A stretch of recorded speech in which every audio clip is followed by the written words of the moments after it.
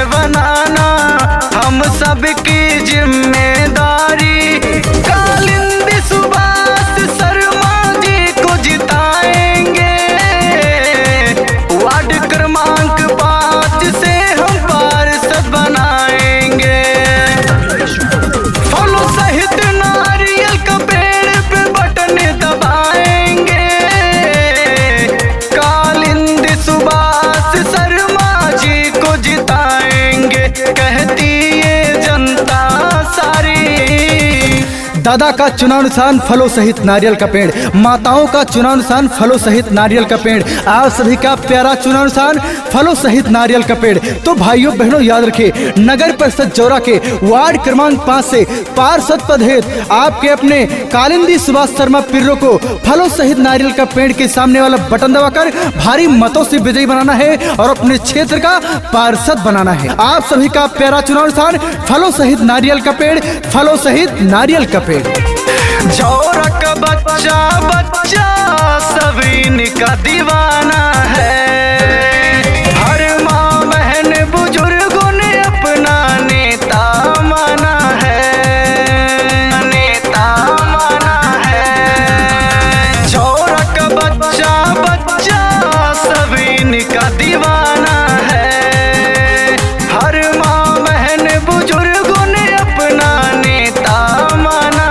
है। सब लोग हैं इनके संग में, सब रंगे हैं इन्हीं के रंग में, नौजवान साथी कहते हम लड़ेंगे हर एक जंग में। वार्ड क्रमांक 5 की जनता ने अब की ठाना है, कालिंदी सुभाष शर्मा जी को जिताना है।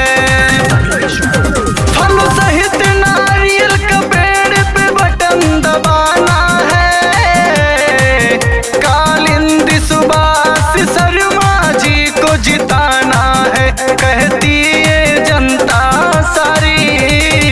जालिम कितना जुल्म करेगा सत्ता के गलियारों से। नगर परिषद जौरा के वार्ड क्रमांक 5 की गली गली गूंज रही है कालिंदी सुभाष शर्मा पिर्रो के नारों से। तो भाइयों बहनों याद रखिए, आप सभी का प्यारा चुनाव निशान है फलों सहित नारियल का पेड़, फलों सहित नारियल का पेड़ के सामने वाली बटन दबाकर भारी मतों से विजयी बनाए, अपने क्षेत्र का पार्षद बनाए। सारी सरकारी योजनाओं का लाभ अगर घर घर तक पहुंचाना है, जन जन तक पहुंचाना है, तो आपको फलों सहित नारियल के पेड़ के सामने वाला बटन दबाकर कालिंदी सुभाष शर्मा पिर्रो को अपना पार्षद बनाना है। दुखिया और गरीबों के भैया जी सहारा है, बूढ़े बुजुर्गों के ये तो आँखों के तारा है, आँखों के तारा है।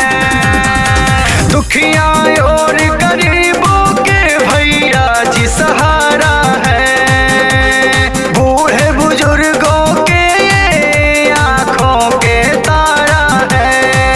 सबको है अपना समझते, अपमान किसी का ना करते, हैं सच्चे दिल के अच्छे, लड़ाई धर्म की लड़ते। अंकित कहते हैं जौरा का नाम बढ़ाना है, कालिंदी सुभाष शर्मा जी को जिताना है। फलों सहित नारियल का पेड़ पे बटन दबाना है, कालिंदी सुभाष शर्मा जी को जिताना है। जौरा की जनता सारी कर लो मिलके तैयारी, जौरा की जनता सारी कर लो मिलके तैयारी। नगर परिषद है बनाना हम सबकी जिम्मेदारी।